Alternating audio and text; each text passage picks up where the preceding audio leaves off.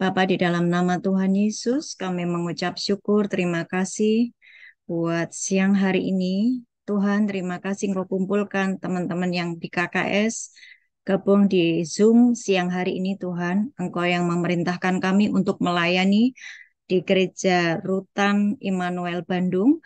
Engkau sendiri yang akan mengurapi setiap kami. Engkau sendiri yang berjanji Tuhan, kemanapun hambamu ini menyampaikan firman, kemanapun hambamu ini diterima, Tuhan, mereka akan mengalami terhubung dengan Engkau sendiri. Yang sakit disembuhkan, yang terikat dilepaskan, yang lumpuh berjalan, yang buta melihat. Tuhan, itulah janjimu dan hari ini kami hanya mengerjakan apa yang menjadi kehendak-Mu. Biar Tuhan Engkau sendiri yang mengurapi anak-anak-Mu yang ada di Gereja Immanuel Rutan Bandung. Urapi Tuhan dan berkati juga untuk sambungan sinyalnya semuanya terhubung dengan baik. Berikan haus dan lapar akan Engkau, jamah setiap mereka ya Tuhan, supaya mereka mengalami Engkau sendiri. Mari Tuhan, ulurkan tangan-Mu untuk menjamah teman-teman kami yang ada di Gereja Immanuel di dalam nama Tuhan Yesus. Amin. Oke, apakah ada teman-teman yang baru di tempat ini,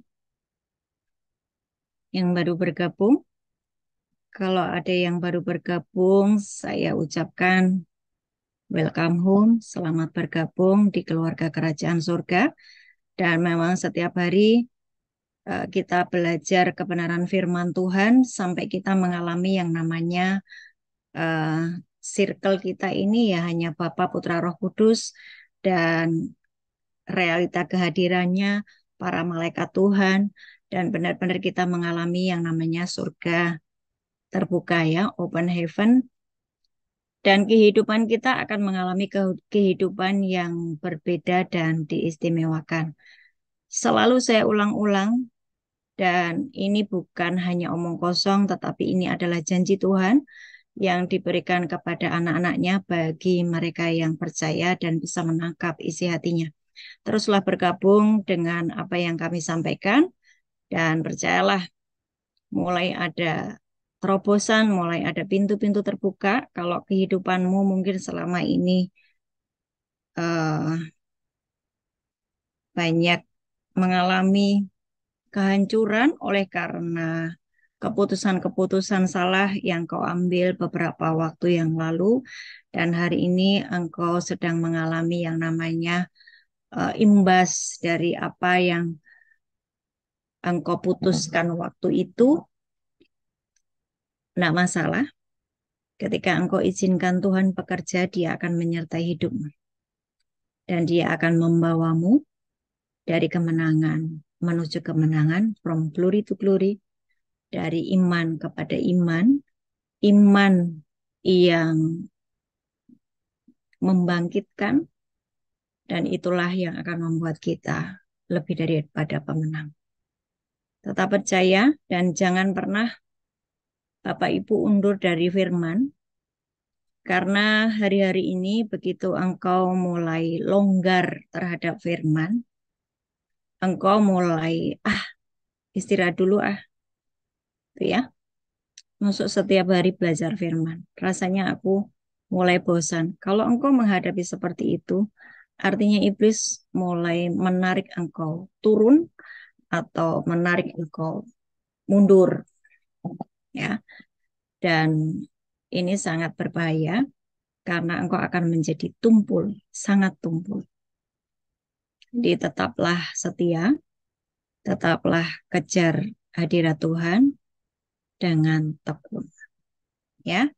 Eh, Sambil menunggu teman-teman yang di rutan, apakah ada yang mau bertanya atau mau didoakan sebelum kita mulai hari ini?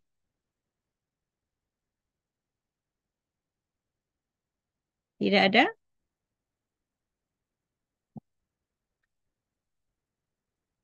Persiapkan 1 Timotius 6 nanti ya. 1 Timotius 6 ayat 1 sampai dengan 11. sembari nunggu teman-teman yang ada di lapas. Ada yang hafal Yeskiel 36 ayat 25 sampai dengan 28?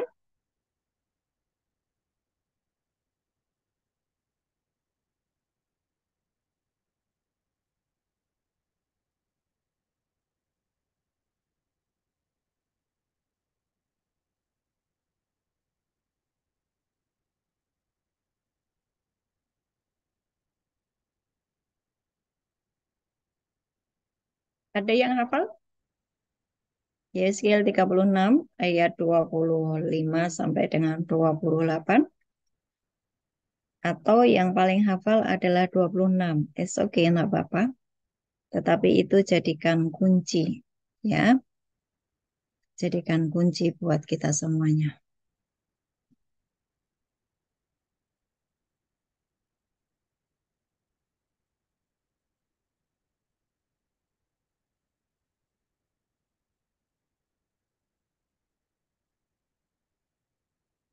Bapak Ibu belajar ya nanti semua orang akan menyampaikan firman, baik kepada orang yang menerimamu ataupun orang yang menolakmu. Engkau harus belajar menjagai hatimu tetap tahir, eh, menyampaikan firman itu hanya murni yang Tuhan perintahkan ya. Jadi jangan jangan kalau Tuhan nggak perintahkan, kalau Tuhan tidak perintahkan, engkau banyak diam ya, supaya menjaga hatimu tetap tahir dan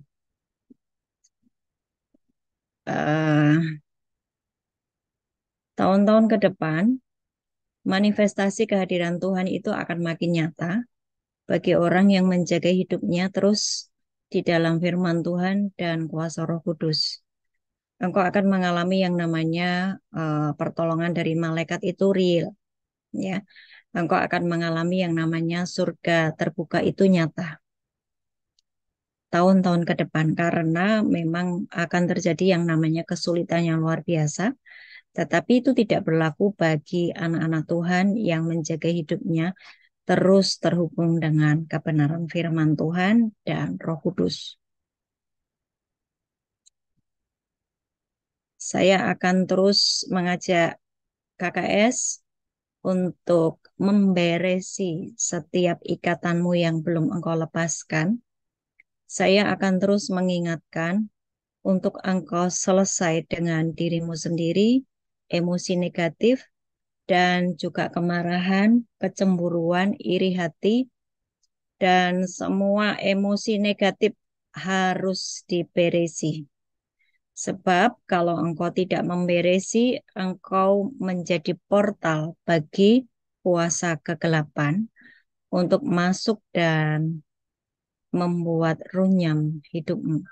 Ya, jadi sekali lagi eh, segala ikatan-ikatan duniawi, semua emosi negatif, semua yang bukan firman Tuhan, semua yang membuat engkau masih terjebak terus di dalam dosa, kalau engkau nggak segera selesaikan, engkau menjadi portal buat kuasa kegelapan. Engkau menjadi portal buat roh-roh jahat masuk di dalam kehidupanmu, dan itu sangat membahayakan buat hidupmu. Maka saya terus ingatkan segera selesaikan sebelum masuk di 2024. Dan 2024 akan ada realita Tuhan nyata, akan ada pekerjaan-pekerjaan manifestasi dari makhluk-makhluk surgawi, para malaikat Tuhan akan nyata di dalam kehidupan kita. Ya, bukan hanya teori, tetapi para malaikat itu akan menolong kita, akan melayani kita kalau kita percaya dan tetap terhubung dengan Tuhan. Dari Gereja Immanuel sudah terhubung? Shalom, apakah suara saya terdengar? Shalom, sudah terhubung, Bu. Ya, Kami mengucap syukur Bapa di surga buat siang hari ini. Terima kasih Tuhan, hati kami begitu haus dan lapar akan firman-Mu.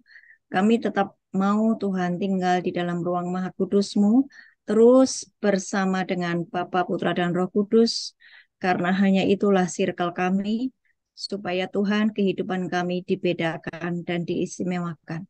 Mari berbicara pada setiap kami Tuhan, urapi setiap kami, hati kami ini menjadi tenang, hati kami ini menjadi seperti tanah yang subur, sehingga setiap benih firman-Mu akan berakar, bertumbuh, berbuah lebat. Terjadilah di dalam nama Tuhan Yesus. Amin.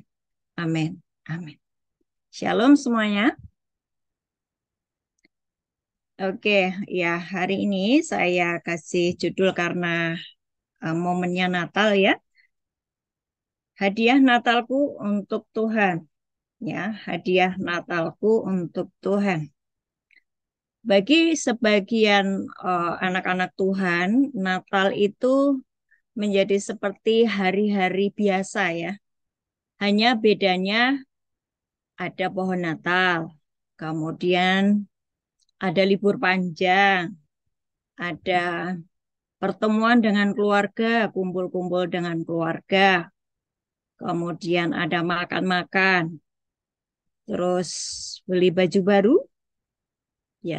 biasanya mereka pergi berbelanja gitu ya. Tapi sayangnya bahwa baju baru tetapi hati mereka tetap sama, yaitu tetap degil dan hatinya itu tidak ada perubahan, ya tetap keras dan degil. Nah, kenapa hal tersebut terjadi? Perhatikan ya, kenapa ada begitu banyak orang-orang anak-anak Tuhan sudah mengalami puluhan kali Natal, tetapi kehidupannya tidak mengalami perubahan sama sekali. Natal ya begitu-begitu saja dari 10 tahun yang lalu dia seperti itu dan 10 tahun kemudian juga tidak ada perubahan.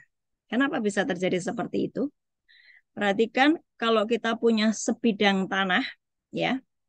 Kita punya sebidang tanah dan kita taburi benih.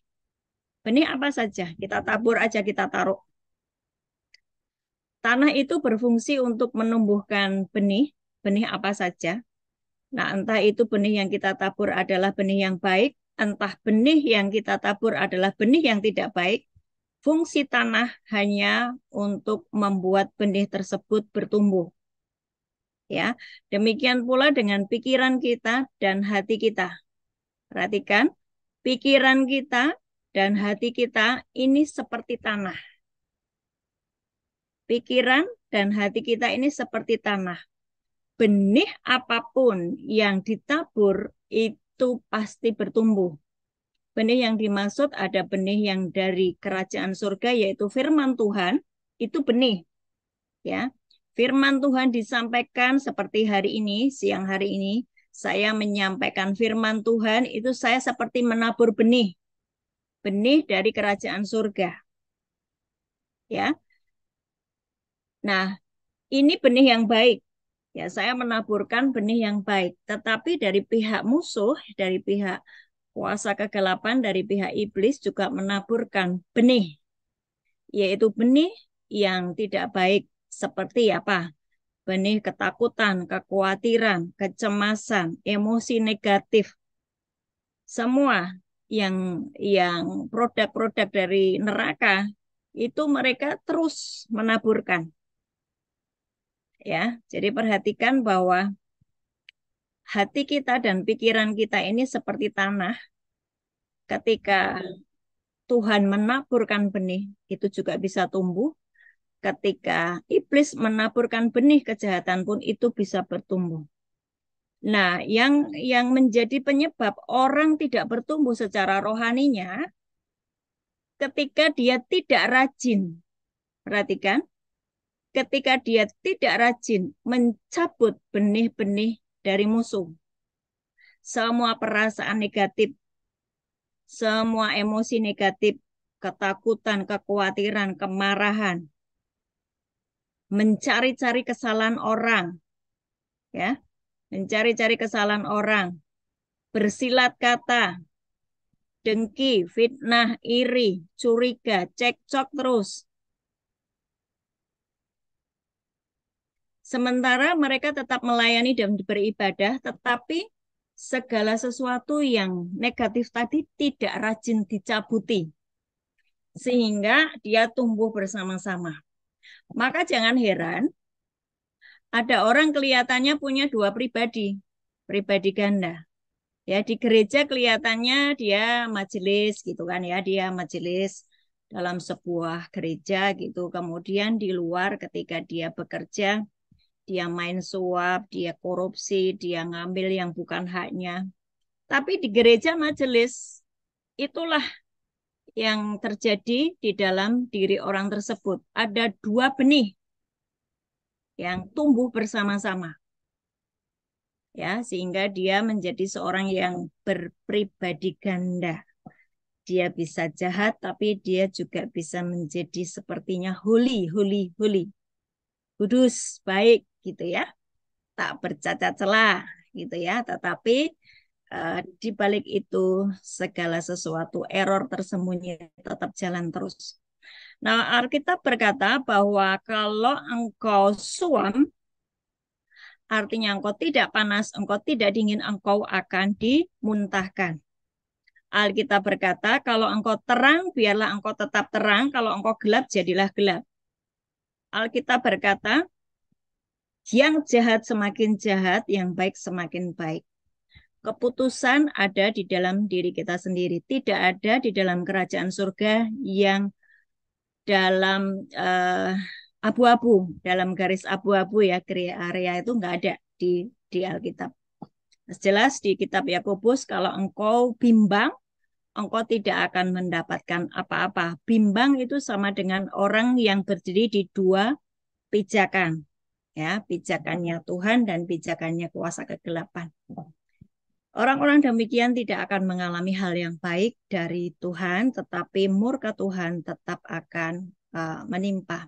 Karena Tuhan menginginkan yang namanya kemurnian hati. Mari buka di Yeskiel 36. Yeskiel 36. Yeskiel 36. Kita baca ayat 25 sampai dengan 27. Ayat ini saya minta Bapak Ibu semuanya yang di Zoom juga dan Bapak-Bapak yang di gereja Immanuel, saya minta ayat ini menjadi peganganmu dan menjadi hafalan. Engkau download di pikiranmu, engkau hafalkan. Ketika engkau berdiam diri, ayat ini nongol terus. Maka sebetulnya engkau sedang membersihkan tanah hatimu yang mungkin ditaburi oleh kuasa kegelapan tadi, engkau sedang membersihkan dengan firman ya. Yeskiel 36 ayat 25 sampai dengan 27 saya bacakan 25. Aku, huruf besar akunya, Tuhan, akan mencurahkan kepadamu air jernih yang akan mentahirkan kamu dari segala kenajisanmu dan dari semua berhala-berhalamu. Aku akan mentahirkan kamu. Perhatikan bahwa ini dari pihak Tuhan. Tuhan rindu untuk mentahirkan hidup kita. Tuhan rindu untuk menyucikan hidup kita. Ini dari pihak Tuhan. Dan Natal itu bicara Tuhan turun ke dunia menghapus dosa setiap umat manusia bagi yang mau percaya dan bertobat. Ya. 26, kamu akan kuberikan hati yang baru. Perhatikan. Hati yang baru dan roh yang baru di dalam batinmu, dan aku akan menjauhkan dari tubuhmu hati yang keras dan kuberikan kepadamu hati yang taat. Coba perhatikan di ayat 26. Kamu akan kuberikan hati yang baru. Kenapa mesti diberikan hati yang baru? Ada begitu banyak orang yang trauma dengan masa lalu, orang yang marah, orang yang kecewa, hatinya itu jadi beku. Jadi kayak hati sapi yang ditaruh di freezer itu loh, beku. Jadi mau ditaburi oleh kebenaran firman apapun, enggak akan tumbuh karena seperti batu. Ya, tanah yang berbatu-batu ditaburi oleh benih, dia tidak akan bertumbuh. Oleh karena itu, hari ini, kalau engkau merasa engkau sangat kecewa dengan hidupmu, kecewa dengan masa lalu, kecewa dengan orang tuamu, kecewa dengan siapapun, dan hatimu itu sudah sangat beku, sulit untuk menerima kebenaran firman Tuhan, engkau menolak setiap kebaikan Tuhan, minta hati yang baru, masih ada waktu. Dan belum terlambat. Minta hati yang baru, Tuhan berikan aku hati yang baru. Dan roh yang baru di dalam batinmu. Kenapa mesti ada roh yang baru? Perhatikan, waktu iblis menaburkan benih-benih yang jahat, itu ketika kita menerimanya, dia sedang memasukkan roh juga ke dalam tubuh kita. Masih ingat Yohanes 6 ayat 63? Yohanes 6 ayat 63 itu berkata begini, nggak usah dibuka, Yohanes 6 ayat 63. Yesus berkata, perkataan-perkataan yang kukatakan adalah roh dan hidup. Perkataan-perkataan yang kukatakan adalah roh dan hidup. Jadi ketika kita mendengarkan firman Tuhan, Tuhan sedang memasukkan rohnya ke dalam roh kita. Ya, tetapi dari pihak iblis sama, perkataan-perkataan yang dia katakan, yang iblis katakan, yang mengintimidasi di telingamu, yang mengingatkan masa lalumu, yang membuat engkau punya emosi negatif, itu juga roh. Ketika engkau menerimanya, maka ada roh yang bukan dari Tuhan masuk di dalam dirimu. Misalnya roh kemarahan, kemudian engkau menjadi emosi negatif. Itu roh.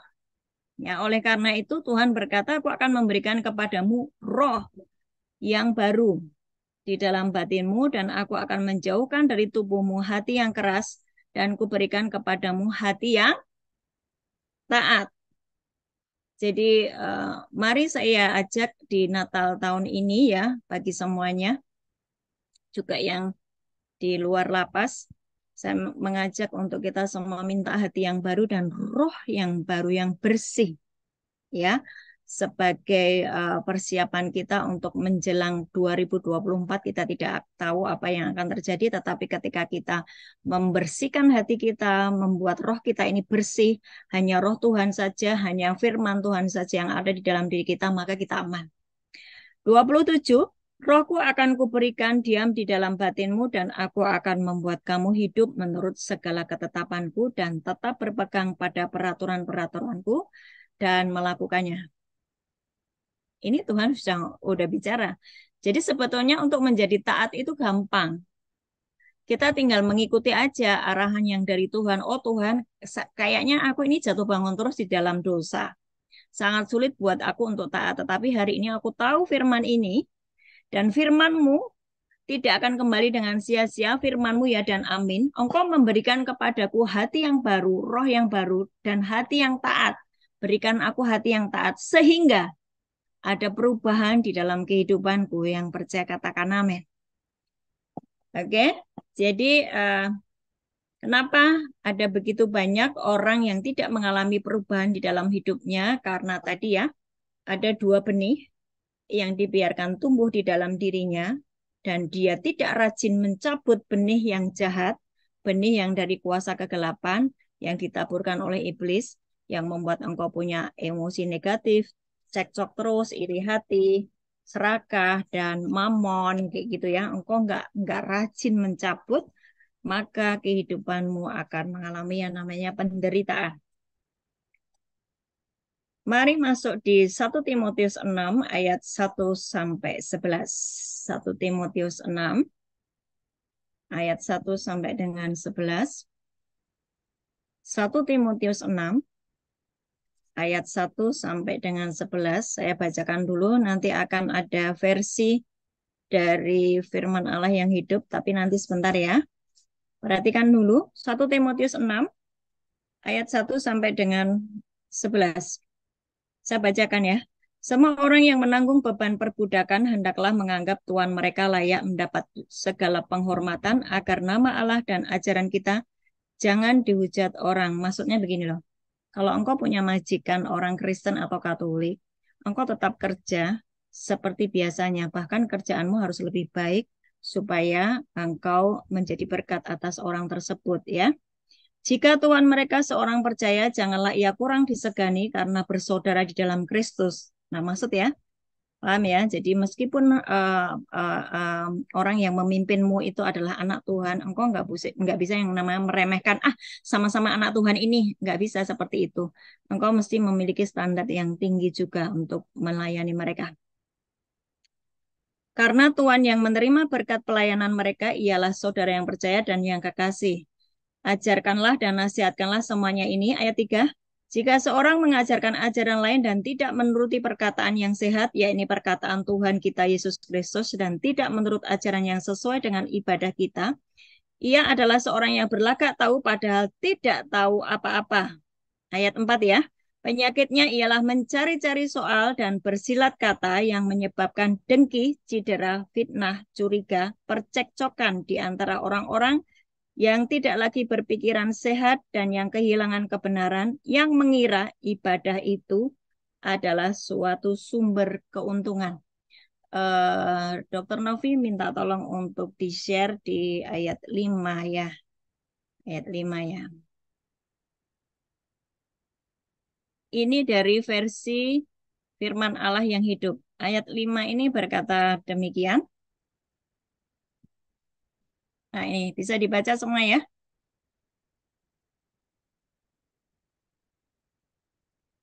Ayat 5, orang-orang yang berdebat itu, yang pikirannya diliputi dosa, tidak tahu berkata benar.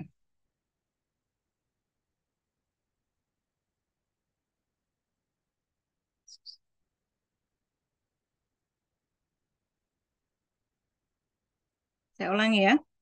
Orang-orang yang berdebat itu, yang pikirannya diliputi dosa, tidak tahu berkata benar. Bagi mereka berita kesukaan hanya sekedar alat untuk mendapat uang. Jauhkanlah dirimu dari mereka.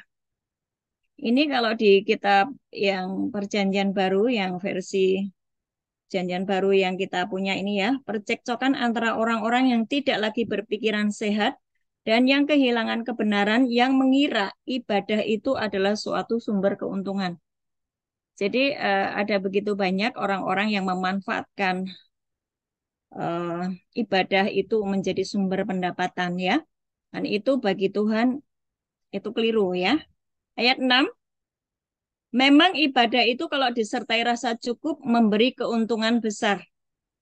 Dari firman Allah yang hidup, apakah engkau ingin menjadi benar-benar kaya? Sesungguhnya engkau sudah kaya apabila engkau bahagia dan baik hati.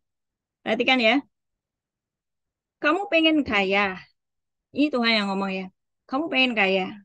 Sesungguhnya engkau ini sudah kaya kalau hatimu ini bahagia dan hatimu tuh baik. Maka engkau disebut kaya. Mungkin bagi beberapa orang masih bingung ya untuk memahami ini.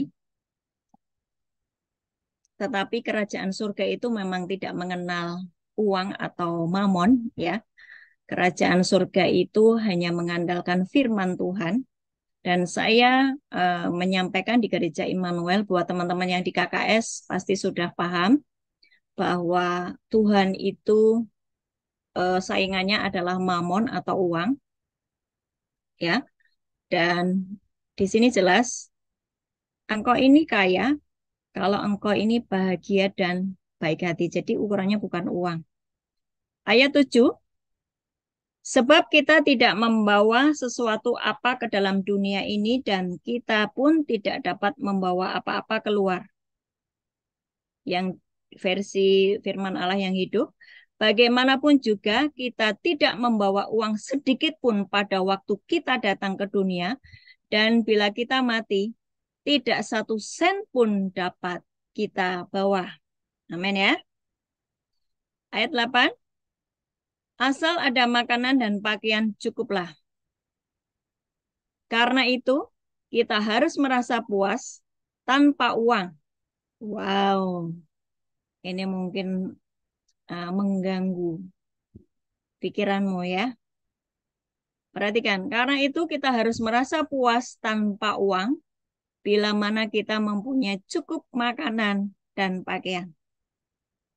Buat teman-teman yang ada di rutan mungkin sudah mulai merasakan ya. Di situ nggak ada uang, tetapi masih bisa tetap you happy setiap hari dengar firman Tuhan, engkau ditegur, engkau dibangun, engkau diberi penghiburan, engkau diberi kekuatan tanpa uang. Ya kan? Engkau nggak hidup dengan uang toh, tapi masih hidup kan? Engkau masih bernafas, engkau masih sehat, engkau masih bisa bersuka cita, bahkan engkau memuji, memuliakan nama Tuhan. Ayat 8. Karena itu kita harus merasa puas tanpa uang bila mana kita mempunyai cukup makanan dan pakaian.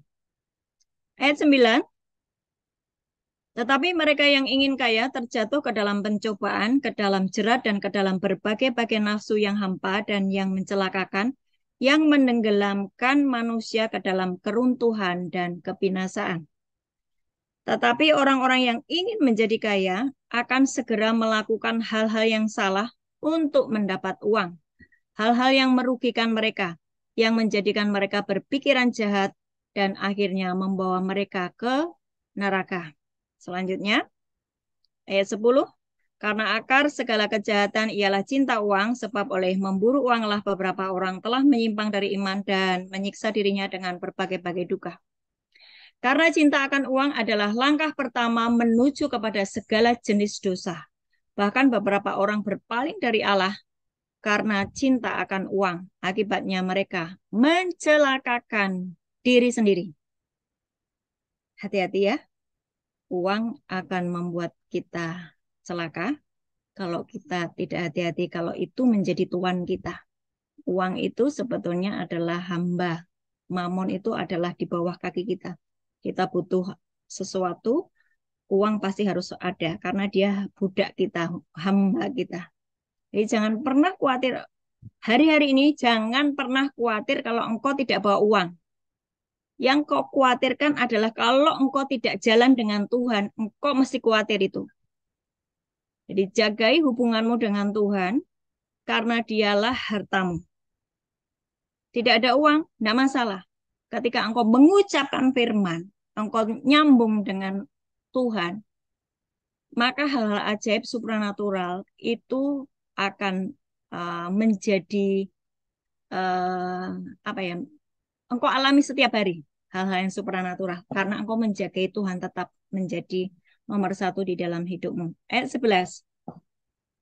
Ini yang saya bahas ya, yang saya mau garis bawahi. Tetapi engkau, hai manusia Allah, jauhilah semuanya itu, kejarlah keadilan, ibadah, kesetiaan, kasih, kesabaran, dan kelembutan. Kalau di Alkitab yang buku ini dibilang, hai engkau manusia Allah. Kalau yang di sini, Timotius, engkau seorang hamba Allah. Hai engkau manusia Allah. Bapak Ibu semuanya, Gereja Immanuel, engkau manusia Allah. Engkau hamba Allah. Jauhkanlah dirimu dari segala hal yang jahat ini. Hal yang jahat yang mana? Yang tadi, dari ayat 4 sampai dengan ayat 10 tadi. Ajaran-ajaran yang tidak sehat, percekcokan, iri hati, dengki. Semuanya itu tadi. Kemudian cinta akan uang. Engkau sebagai manusia Allah, engkau sebagai hamba Allah, jauhkan dirimu dari hal yang jahat tadi. Dan bekerjalah untuk segala yang benar dan baik. Belajarlah mempercayai Allah. Belajar mempercayai Allah. Serta mengasihi orang lain. Dan bersikap sabar. Serta lemah lembut. Ya, belajarlah mempercayai Allah. Serta mengasihi orang lain. Dan bersikap sabar. Serta lemah lembut. Hai engkau manusia Allah, jauhilah semuanya itu. Apa? Ajaran sesat, percekcokan, berlagak tahu, cinta akan uang, semua benih dari kuasa kegelapan itu harus engkau singkirkan. Sebab apa? Engkau manusia Allah, di dalam dirimu ada DNA ilahi. Di dalam diri saya, di dalam dirimu ada DNA ilahi. Satu, kita ini manusia Allah. Tadi dibilang di 1 Timotius 6 ayat 11. Kemudian, kita ini punya kodrat ilahi. Ya, kodrat ilahi itu di 2 Petrus 1 ayat 2 Petrus 1 ayat 4. Kodrat ilahi. Di dalam diri kita ini ada sesuatu yang ilahi, bukan yang manusiawi, yaitu roh Allah dan firman Tuhan. Ya, firman Tuhan itu Allah sendiri. Ketika kita masukkan dalam pikiran kita masukkan di dalam hati kita memiliki yang nama kodrat ilahi. Terus kemudian apalagi DNA ilahi yang ada di dalam diri kita. Yang satu tadi engkau manusia Allah. Yang kedua, engkau ini punya kodrat ilahi. Yang ketiga, engkau sebagai imamat yang rajani. Itu di 1 Petrus 2 ayat 9. Next time mungkin kita akan bahas ya, apa sih imamat yang rajani gitu ya, nanti tahun depan ya. Kalau masih diberi waktu, kita akan belajar tentang apa sih fungsinya sebagai imamat yang rajani. Engkau dipanggil sebagai penengah antara orang berdosa dengan Tuhan. Loh Bu, saya ini lagi orang berdosa. Iya, hari ini engkau mungkin merasa engkau berdosa dan engkau sedang mendengar firman. Firman itu akan membersihkan hidupmu ketika engkau bersih, engkau disucikan, dikuduskan, dan engkau menjadi imamat yang rajani, berfungsi sebagai penengah antara Tuhan dengan umat yang berdosa. Yang keempat, DNA kita itu adalah sahabat Allah ya. Engkau itu sahabat Allah. Yohanes 15 ayat 15. Kemudian selanjutnya engkau itu disebut bait Allah. 1 Yohanes 6 ayat 19. Yohanes ya. 1 Korintus 6 ayat 19. Itu bahwa engkau bait Allah. Di dalam dirimu ada roh Allah. Bukan roh-roh dunia yang lemah dan miskin ya. Galatia 4 ayat 8 dan 9 itu berkata, engkau sudah hidup di dalam roh, kenapa engkau kembali kepada roh-roh yang gelap dan miskin? Kenapa engkau kembali kepada hidup yang duniawi? Nah, Tuhan berkata bahwa tubuhmu ini baitku, tempat rohku bertahta. Engkau manusia ilahi, engkau adalah bait Allah, di mana circlemu adalah Bapa, Putra, dan Roh Kudus, para malaikat Tuhan, dan engkau memang tinggal di dalam ruang Maha Kudusnya Tuhan. Kalau engkau mempelajarinya sungguh-sungguh, engkau akan paham itu ya. Bu, pelajarannya sulit, enggak apa-apa. Nanti tahun depan saya ajari perbagian-bagian ya, supaya banyak yang paham. Yang selanjutnya, engkau adalah mempelai Kristus. 2 Korintus 11 ayat 2. Engkau adalah mempelai Kristus. 2 Korintus 11 ayat 2. Dan selanjutnya yang sebetulnya DNA-mu yang sesungguhnya engkau adalah anak Allah. Yohanes 1 ayat 12. Nah, perhatikan. Saya punya cerita yang akan meng-close ibadah kita hari ini. Tadi di awal saya bicara bahwa kenapa ada begitu banyak orang-orang sudah menjadi Kristen Katolik bertahun-tahun mengalami Natal setiap tahun. Tetapi 10 tahun yang lalu dan hari ini hidupmu tetap sama. Gitu-gitu aja. Tidak menjadi dampak buat banyak orang. Engkau tidak berfungsi sebagai terang dan garam. Engkau tidak mempengaruhi banyak orang. Tetapi engkau tetap di dalam kegelapan dan engkau stuck di situ. Ada yang namanya benih yang dari si jahat tadi yang harus rajin engkau cabut. Engkau potong segala sesuatu pikiran negatif, segala sesuatu yang merusak imanmu. Engkau harus potong. Tahun 1998, waktu itu Tuhan menjamah saya benar-benar. Dan saya tersungkur di kaki Tuhan dan berkata, Tuhan, aku akan memberikan hidupku, aku akan mempersembahkan hidupku, mulai dari hari ini, aku akan berbeda, aku akan memberikan seluruh hidupku hanya untukmu. Dan saya tersungkur waktu itu dan berkata, Ini aku Tuhan, aku siap untuk dibersihkan. Aku sudah lelah dengan kehidupan yang bercampur antara duniawi dan hal-hal yang ilahi. Aku mau Tuhan memiliki kehidupan yang ilahi, yang adalah DNA saya. Gitu ya. Saya mengatakan begitu. Dan setelah itu di setiap Natal, di dalam kehidupan saya, ada perubahan. Ada sesuatu yang indah di setiap Natal di dalam kehidupan saya. Dan saya harap bahwa Natal tahun ini, Gereja Immanuel, Rutan di Bandung, sebelum tanggal 24 dan mulai hari ini, Engkau berkata, Tuhan, aku mau Engkau membereskan semua eh, yang Kau tidak berkenan. Benih-benih yang sudah ditabur oleh kuasa kegelapan, yang membuat aku menjadi seorang pemarah, yang membuat aku menjadi seorang yang serakah, yang membuat aku menjadi seorang yang sangat manusiawi. Tuhan, cabut itu. Cabut Tuhan. Beresi aku dan aku mau menjadi orang-orang yang memiliki kodrat ilahi, manusia ilahi. Dan itulah hadiah Natalku Tuhan untukmu. Amin. Tuhan Yesus memberkati. Terima kasih Bapa di surga buat setiap kesempatan dan hari ini Tuhan Engkau sedang mengajak kami kembali memasuki DNA ilahi, di mana sesungguhnya Engkau menciptakan kami serupa dan segambar dengan Engkau.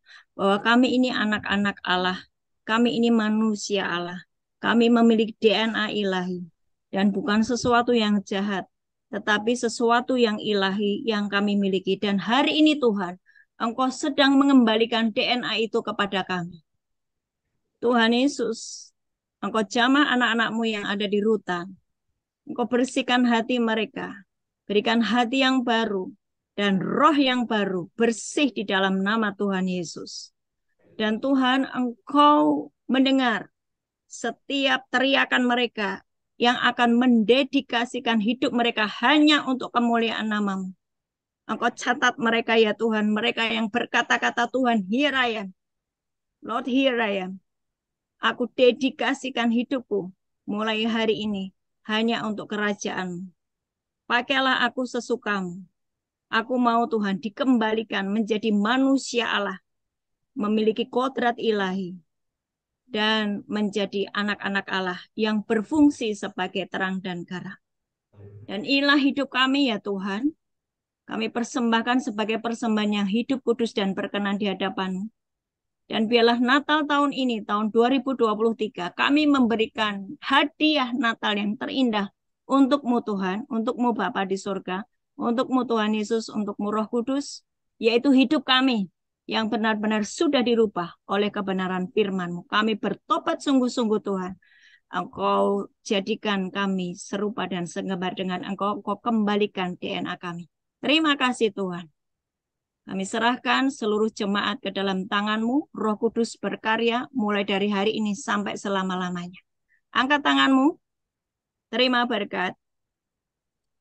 Tuhan memberkati engkau dan melindungi engkau.